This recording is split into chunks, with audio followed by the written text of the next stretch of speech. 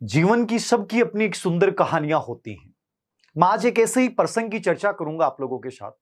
आप में से बहुत बार बच्चे एक मैसेज करते हैं कि सर ध्यान बहुत भटकता है और ऐसा लगता ही नहीं कि पढ़ाई कर रहे हैं। ऐसा हमारे साथ क्यों हो रहा है? इसके पीछे एक छोटा सा प्रसंग मैं बताऊंगा। संभवतः ये प्रसंग तुम्हारी जिंदगी को बदल दे।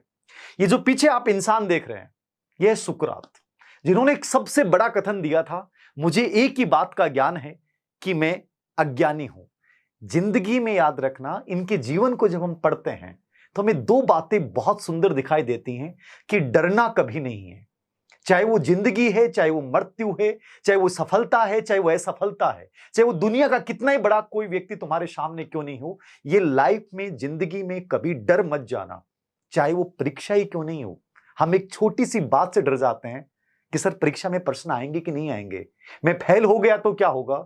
जिस इंसान ने इस दुनिया के लोगों को जागृत किया कि हमारा अधिकार है गलत का विरोध करना, वही आदमी उसी राजा के द्वारा भेजे गए जहर के प्याले को हंसते हंसते पी गया। उस व्यक्ति के जीवन का एक सुंदर सा प्रसंग कि आप लोगों की तरह एक विद्यार्थी जिसने सुकरात के बारे में बहुत कुछ सुन रखा था, वो सुकरात के पास जाता है। सुबह का समय था और सुकरात उस समय नहाने के लिए जा रहे थे और वो लड़का पीछे पीछे बार बार चल रहा है और सुकरात को रोक रहा है कि मैंने आपके बारे में बहुत सुना है, मैं जिंदगी से परेशान हो चुका हूं, मैं बार बार असफल हो चुका हूं, मुझे रास्ता दिखाइए कि मैं जिंदगी में सफल बन पाऊं, अपने माता पिता के सपने सच कर पाऊं। सुकरात उसकी बात को अनसुना करते हुए लगातार चल रहे हैं। वो बार बार उनके सामने आके खड़ा हो जाता है, लेकिन सुकरात, जिनका लक्ष्य इस समय केवल नहाना है, वो उसकी तरफ ध्यान भी नहीं दे रहे हैं। लेकिन वो बच्चा व्याकुल भाव से और विरह वेदना से बार बार निवेदन कर रहा है कि मुझे रास्ता दिखा दीजिए, मुझे रास्ता दिखा दीजिए, मैं जीवन से परेशान हो चुका हूं। और सुकरात जैसे उस नदी में प्रवेश करते हैं, उस नदी में भी पीछे पीछे आ जाता है। और सुकरात जैसे ही नहाने के लिए अंदर डुबकी लगाते हैं, वो लड़का सामने ही खड़ा था। सुकरात से रहा नहीं गया, उन्होंने उस लड़के की, उस बच्चे की गर्दन को पकड़ा और गर्दन को पकड़ने के बाद उसको पानी में डुबोया। लेकिन वो नहाने के लिए नहीं डुबोया था, उसको अंदर डुबो के रखा और इतनी जोर से डुबो के रखा कि उस लड़के को लगा कि शायद आज मेरी जिंदगी चली गई, सुकरात मुझसे बेहद नाराज हो चुके हैं। और उसने पुरजोर कोशिश की कि कैसे भी करके इनके हाथ से अपने आप को छुड़ाऊं और कम से कम अपनी जिंदगी तो बचाऊं। सफलता तो दूर की बात है, लेकिन सुकरात ने उसे अंतिम समय तक उसमें डुबो के रखा। लेकिन अचानक से पूरी ताकत के साथ वो लड़का बाहर निकलता है। सुकरात भी यही चाह रहे थे और वो लड़का बाहर निकलते एक चैन की सांस लेते हुए कहता है, आप पागल हो क्या? मैं आपसे रास्ता पूछने आया था और आप तो मेरी जिंदगी लेने के लिए तैयार हो गए। किसी को क्या इस प्रकार से रास्ता दिखाया जाता है? सुकरात ने हंसते हुए कहा कि जब मैंने तुम्हें पानी में डुबोया, उस समय तुम्हारे जहन में क्या चल रहा था? क्या तुम्हारे दिमाग में कुछ विचार चल रहे थे? सफलता, असफलता, परीक्षाएं, माता पिता, ये सब चीजें, दुनिया, ये सब चल रहा था? बोले नहीं, मुझे कुछ नहीं चल रहा था। मेरे दिमाग में उस समय केवल एक बात चल रही थी कि मैं कैसे भी करके इस व्यक्ति के हाथ से अपनी गर्दन छुड़वाऊं और अपनी जिंदगी को बचाऊं। उसके अलावा मेरे दिमाग में, मेरे जहन में कुछ भी नहीं चल रहा था।